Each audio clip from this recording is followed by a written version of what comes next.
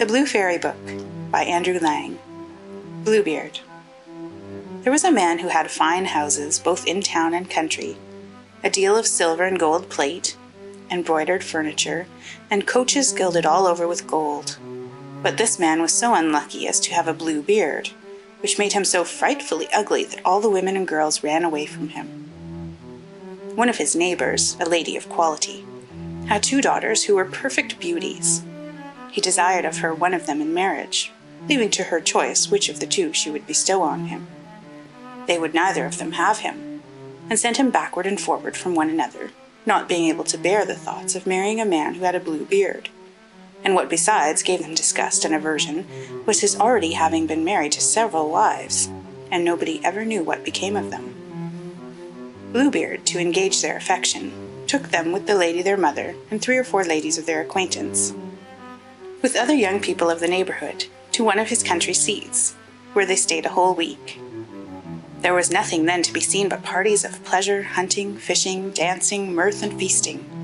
Nobody went to bed, but all passed the night in rallying and joking with each other. In short, everything succeeded so well that the youngest daughter began to think the master of the house not to have a beard so very blue, and that he was a mighty civil gentleman. As soon as they returned home, the marriage was concluded. About a month afterward, Bluebeard told his wife that he was obliged to take a country journey for 6 weeks at least, about affairs of very great consequence, desiring her to divert herself, in his absence, to send for her friends and acquaintances, to carry them into the country if she pleased, and to make good cheer wherever she was. "Here," said he, "are the keys of the 2 great wardrobes, wherein I have my best furniture. These are of my silver and gold plate, which is not in everyday use. These open my strong boxes, which hold my money, both gold and silver. These my caskets of jewels, and this is the master key to all my apartments. But for this little one here, it is the key of the closet at the end of the great gallery on the ground floor. Open them all, go into all and every one of them, except that little closet, which I forbid you, and forbid it in such a manner that if you happen to open it, there's nothing but what you may expect from my just anger and resentment." She promised to observe very exactly whatever he had ordered, when he, after having embraced her, got into his coach and proceeded on his journey. Her neighbours and friends did not stay to be sent for by the new married lady, so great was their impatience to see all the rich furniture of her house, not daring to come while her husband was there, because of his blue beard, which frightened them. They ran through all the rooms, closets, and wardrobes, which were all so fine and rich that they seemed to surpass one another. After that they went up into the 2 great rooms, where was the best and richest furniture. They could not sufficiently admire the number and beauty of the tapestries, beds, couches, cabinets, stands, tables, and looking-glasses, in which you might see yourself from head to foot. Some of them were framed with glass, others with silver, plain and gilded, the finest and most magnificent ever were seen. They ceased not to extol and envy the happiness of their friend, who in the meantime in no way diverted herself in looking upon all these rich things, because of the impatience she had to go and open the closet on the ground floor.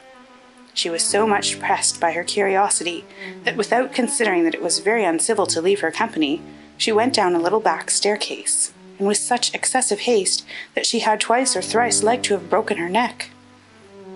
Coming to the closet door, she made a stop for some time, thinking upon her husband's orders, and considering what unhappiness might attend her if she was disobedient. But the temptation was so strong she could not overcome it. She then took the little key, and opened it, trembling, but could not at first see anything plainly, because the windows were shut.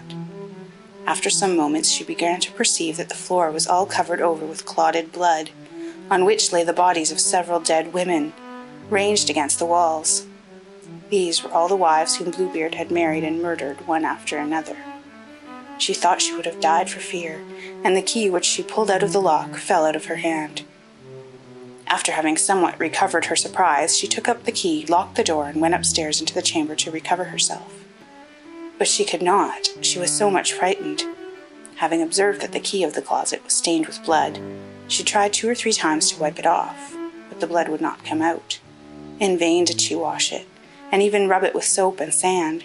The blood still remained, for the key was magical, and she could never make it quite clean.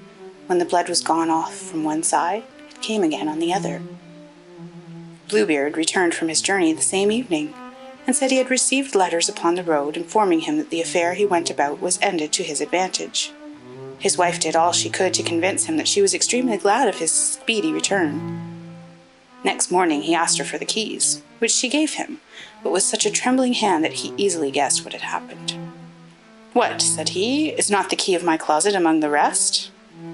"I must certainly have left it above upon the table," said she. "Fail not to bring it to me presently," said Bluebeard. After several goings backward and forward, she was forced to bring him the key. Bluebeard, having very attentively considered it, said to his wife, "How comes this blood upon the key?" "I do not know," cried the poor woman, paler than death. "You do not know," replied Bluebeard. "I very well know. You were resolved to go into the closet, were you not? Mighty well, madam, you shall go in, and take your place among the ladies you saw there." Upon this she threw herself at her husband's feet, and begged his pardon with all the signs of true repentance, vowing that she would never more be disobedient. She would have melted a rock, so beautiful and sorrowful was she, but Bluebeard had a heart harder than any rock. "You must die, madam," said he, "and that presently." "Since I must die," answered she, looking upon him with her eyes all bathed in tears, "give me some little time to say my prayers."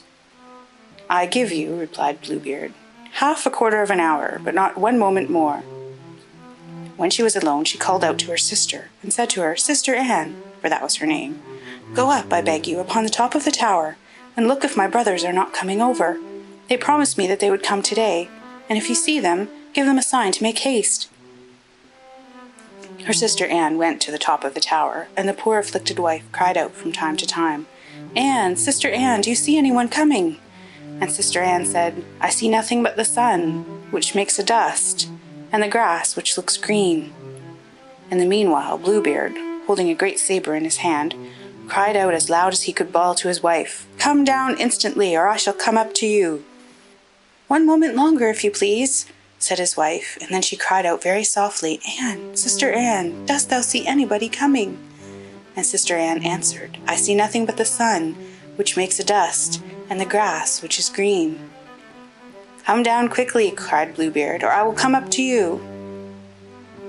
"I am coming," answered his wife, and then she cried, "Anne, Sister Anne, dost thou not see anyone coming?"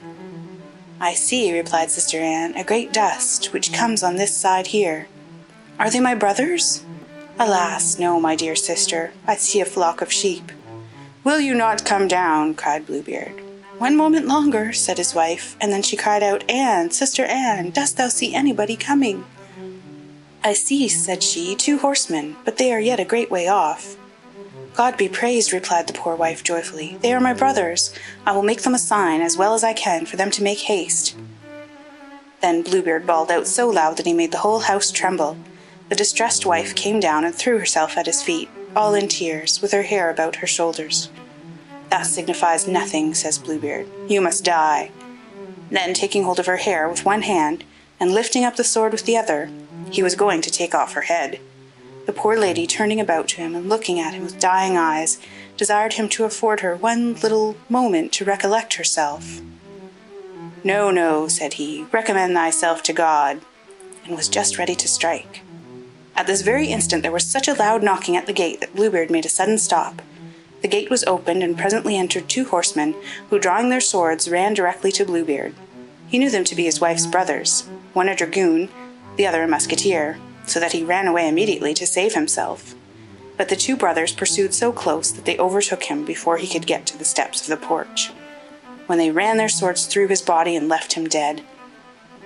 The poor wife was almost as dead as her husband, and had not strength enough to rise and welcome her brothers. Bluebeard had no heirs, and so his wife became mistress of all his estate. She made use of one part of it to marry her sister Anne to a young gentleman who had loved her a long while, another part to buy captains' commissions for her brothers, and the rest to marry herself to a very worthy gentleman, who made her forget the ill time she had passed with Bluebeard. End of Bluebeard.